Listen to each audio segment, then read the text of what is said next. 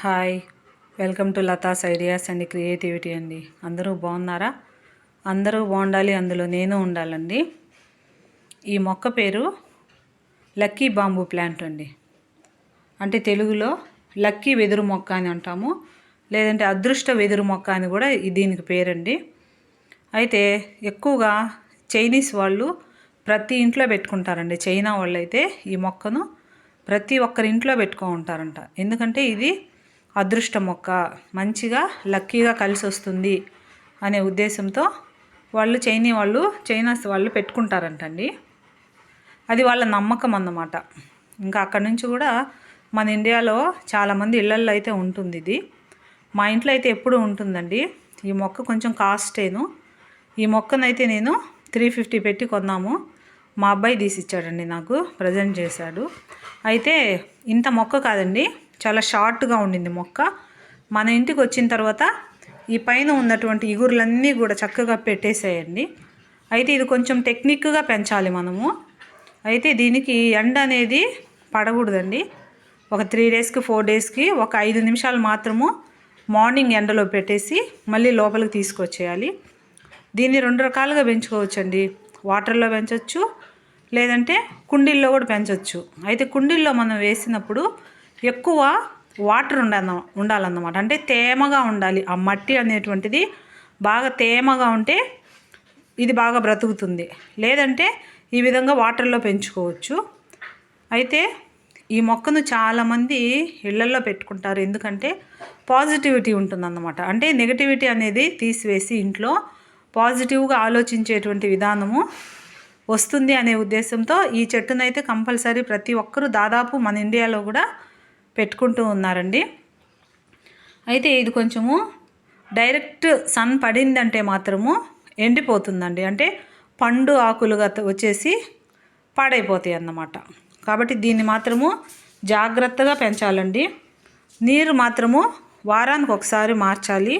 ఇంకా కొంచెం హెల్దీగా ఉండాలి అంటే దీని వాటర్లో కొంచెం బ్రూ ప్యాకెట్ ఉంది కదండి, ఇదిగోండి బ్రూ జస్ట్ కొంచెము వాటర్లో వేయాలండి. లేదంటే టీ పొడి అయినా వేసుకోవచ్చు అన్నమాట. ఆ విధంగా మనము వేసుకున్నప్పుడు చాలా చక్కగా అయితే ఉంటుందండి చెట్టు. ఇంకోటి ఏంటంటే ఇరుకుగా ఉన్నటువంటి బౌల్లో అయితే పెట్టకూడదండి. అంటే చూడండి, మీకు చూపిద్దామని ఇట్లా వెడల్పుగా ఉన్న బౌల్లో అయితే పెట్టాలి. ఒకసారి చూపిస్తాను చూడండి. ఇలా ఉంటుందండి, వేర్లు ఇలా ఉంటాయి అన్నమాట. హెల్దీగా ఉంటాయి రూట్స్. మనం పెంచాల్సిన విధంగా పెంచితేనే ఇలా ఉంటాయి అన్నమాట. ఇట్లా అయితే వెడల్పాటి దాంట్లో పెట్టాలండి. అంతేగాని ఇట్లా ఇరుకుగా ఉన్న దాంట్లో పెట్టినప్పుడు ఏమవుతుందంటే వేర్లు చూడండి ఇలా ఇరిగిపోతాయి అన్నమాట. అలా ఉండకూడదు. మంచిగా గాలి ఆడేటువంటి బౌల్లో అయితే పెట్టాలి. గాజు దాంట్లో అయినా పెట్టచ్చు, కాకపోతే నేను స్టీల్ దాంట్లో పెట్టున్నాను. అయితే దీన్ని ఎలా పెట్టాలో ఒకసారి అయితే చూపిస్తాను చూడండి. ఇప్పుడు వాటరు కొంతవరకు, ఇప్పుడు చూడండి ఇట్లా వాటర్ అన్నీ చాలండి. అంటే ఇక్కడ చూడండి ఒకసారి, మరీ పైకి ఇక్కడ దాకా రాకూడదండి. జస్ట్ కొంచెం ఇంతవరకు వస్తే చాలు వాటరు. అట్లాగా పోసేసి కావాలంటే కొంచెం హెల్దీగా ఉండడానికి బ్రూ అండి జస్ట్ కొంచెం అలా వేసేసి, అంటే వేర్లకు మంచి హెల్ప్ చేస్తుంది అన్నమాట, బాగా ఎదుగుదల. లేదంటే టీ పొడి అయినా వేసుకోవచ్చండి. ఇట్లా పెట్టేసి ఇంక ఇలాగా పెట్టేయడమేనండి. అంతే. ఇలాగా వారానికి ఒకసారి మనము నీటిని కానీ మార్చామంటే చాలా చక్కగా వస్తుందండి. ప్రతి ఒక్కరూ పెంచుకుంటే మంచిదండి. పాజిటివిటీ అనేది ఉంటుంది అనే ఉద్దేశంతో చాలామంది అయితే పెంచుతారు. అందుకే దీన్ని లక్కీ బాంబూ ప్లాంట్ అంటామండి. అయితే చైనా వాళ్ళు మాత్రము కొన్ని నమ్మకాలండి. ఇప్పుడు చూడండి, మీకు చూపిద్దామని తీశాను.